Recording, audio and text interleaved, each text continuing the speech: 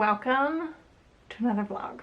It's the day after the craft fair. I'm drinking a yerba mate. I slept in. I really didn't do anything this morning. I don't even know what time it is. I think it's like 3 or something. It's 3:30 and I'm just now kind of being productive. I needed to decompress a little bit. I had a lot of late nights. Just doing craft fairs in general is a lot of work. It's kind of like go, go, go. I mean, you have to like set up your booth. I have to prep before, which I usually wait till the last minute. I'm trying to get better at that, but I somehow always end up going to bed at like midnight the night before a craft fair, just getting everything together. So like the morning of, you have to set up your craft booth, which is a lot of work. For the festival that I did, I ended up tearing down everything and putting everything in my car because it was outside. I left the tent, but I don't trust some of the people downtown, so I really didn't want to leave everything. A lot of people left things. They had the walls to the four sides of their tent and they just kind of zipped it. There was security, but personally I only have 3 sides of my tent. I don't have a 4th one, so I wasn't comfortable doing that. So I tore everything down and put it back up on Sunday, and that was okay. But it's a lot of work and I needed to sleep in. I needed to just decompress a little bit, but it was so much fun. I'm always blown away by the support of other vendors at craft fair shows. They are some of the most wonderful human beings. They're all running a small business, so they like know the struggles. They're willing to help with anything. One of the vendors across the street from where we were helped us put up our tent because we kind of were struggling. And it was just so nice. Like, we didn't even ask him. He just came over and helped. And I just love the community of craft fair people in general. It's wonderful and it's such a blessing to be part of. And I just want to do more and more craft fairs every time I do one. Yeah, I loved it. I did some shopping, of course. I had to. I didn't really know how I wanted to set up my booth. I feel like different fairs, different booth setups are necessary, kind of just depending on the fair, depending on the weather. And the first day that I did it, I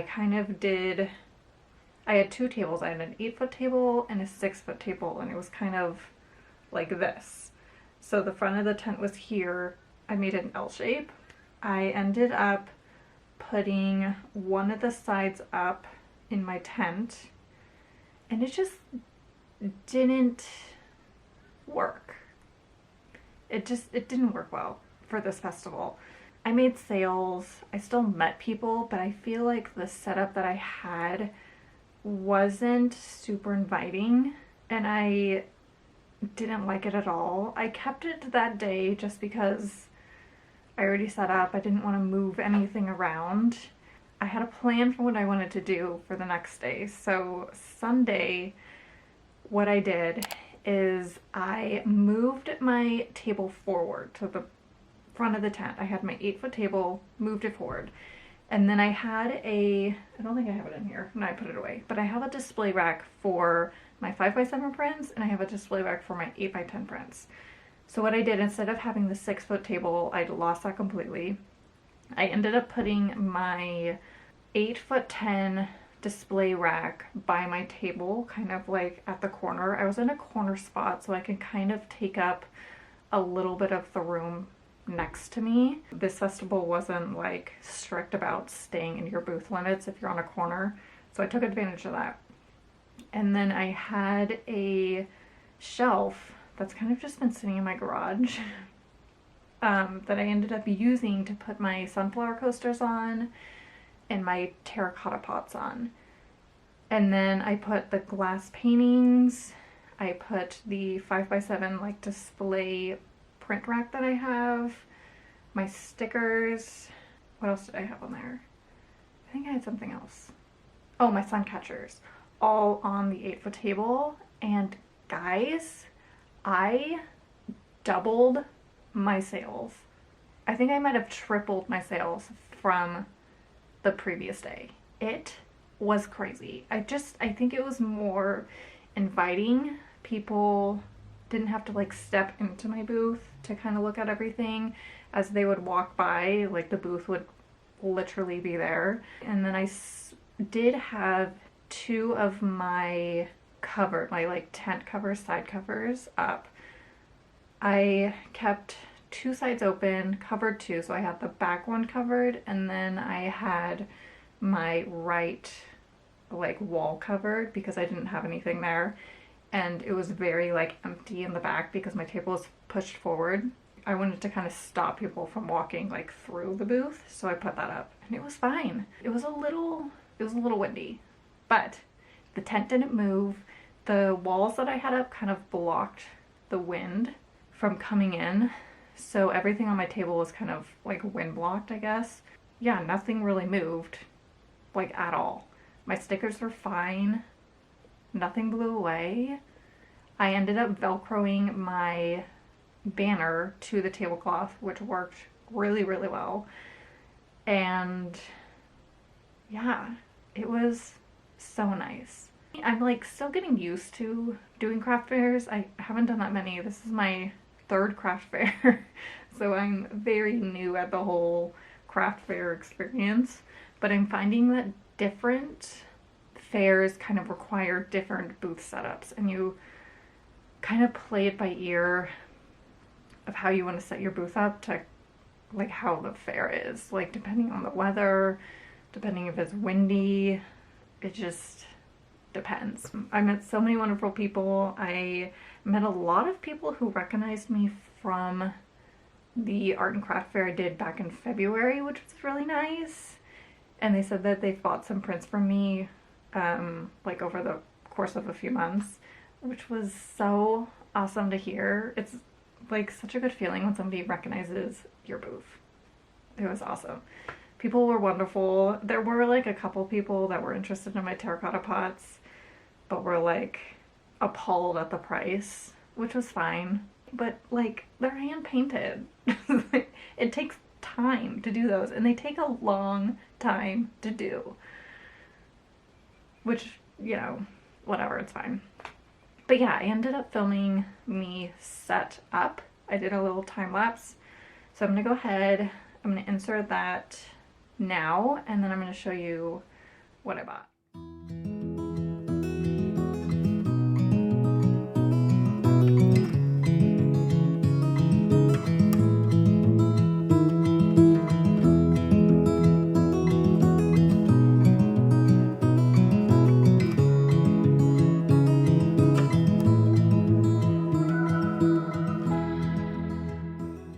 So I got quite a bit, which I'm, you know, not mad about. I'm very happy with the purchases that I make.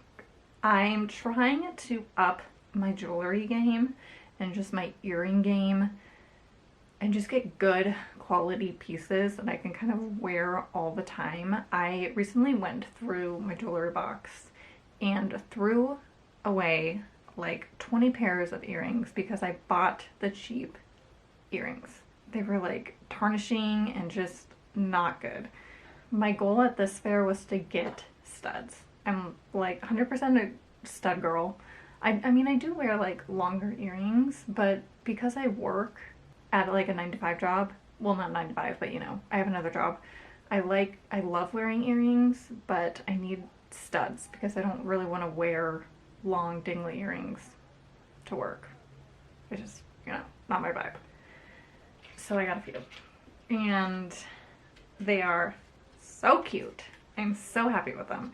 I will go ahead and put the name of the small business that I got everything from down below. I'll go ahead and I'll try to like link their socials down below too, so you can follow them if you're interested or shop around.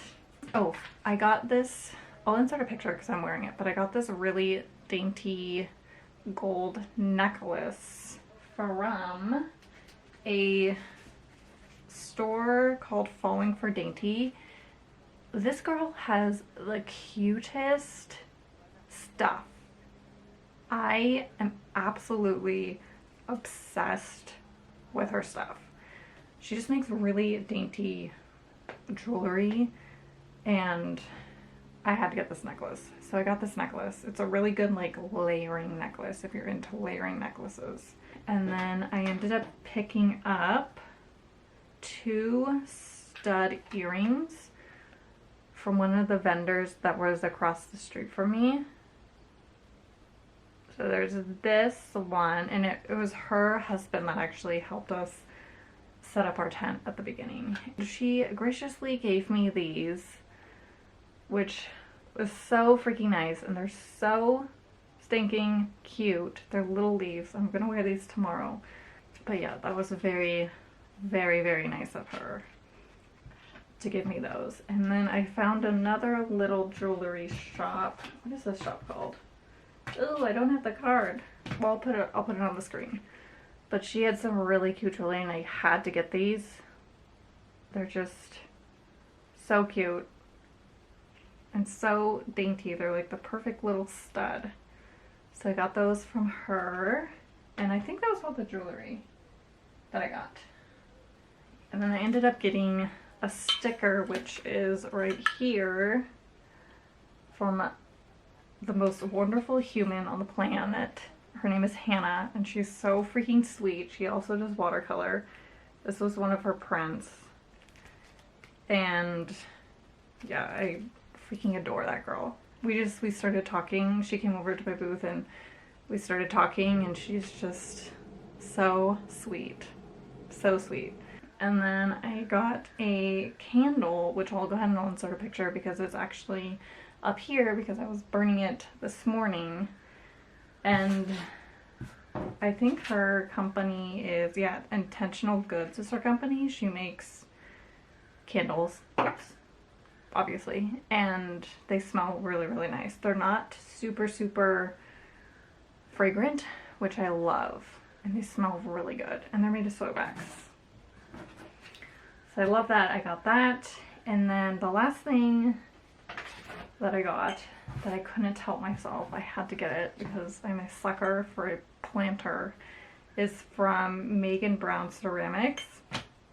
How cute is this? I thought this would look really cute in my kitchen. How cute is this? I love this so much. So I had to get that. And I think that's everything I got.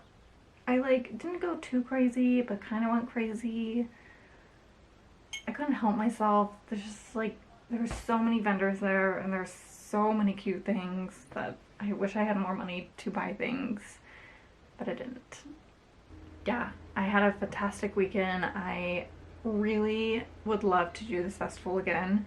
It was so busy. There were so many people. It was really nice out. It was just a really lovely experience, and I would just love to do it again. I think I'm just gonna end the video here and probably pick up another one because I have to put all of this stuff away. I need to count my inventory. I really want to get a card reader that is attached to my website. I have yet to do that, and I think I really need to do that because I have the Square reader, and every time after a craft fair I kind of have to go through my inventory again, especially with my stickers, and it would just be a lot easier because I have to adjust everything on my shop, which is very time consuming. So if I had something to eliminate that, that would be great. I'm gonna go. I hope you guys have a wonderful rest of the day. I'll see you soon, probably tomorrow. Okay, bye.